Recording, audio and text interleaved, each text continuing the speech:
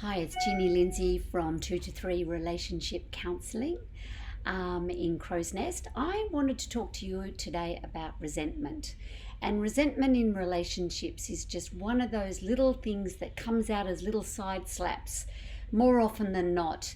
And what I've really noticed is resentment often belongs to something that we've been sitting on for a while. And we often, for whatever reason, it's not the right time or it's swept under the carpet, it just hasn't been dealt with.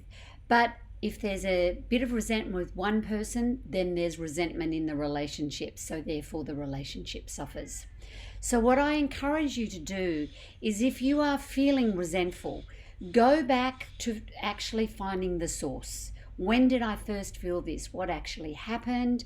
And be able to then sit down and set up a time with your partner to be able to go through, this is how I felt. So it's either when I saw, this is how I felt, or when I heard, this is how I felt, this is what I thought, this is what it meant to me, and this is what I needed. Now remember, when we talk from the I, this is my reality. And no one can take that away from me. So the first thing is, your partner, it's not about agreeing. It's about understanding that this is actually what happened for you in this particular circumstance. So to have a healthy relationship, we've got to get all the resentments out and have them cleared. So I encourage you to do that, because if there is a resentment now and you don't do something about it, when something like it comes up, or you're still holding on to it a bit like a grudge, it's going to come out as a little side slap.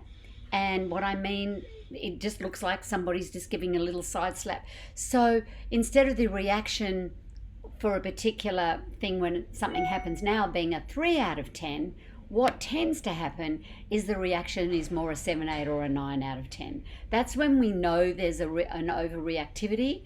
Overreactivity often means there's a resentment or something that's unfinished or unsaid. So I encourage you to speak up, because we're all after having that loving, healthy relationship, and a relationship full of love, not resentment. Hope this helps.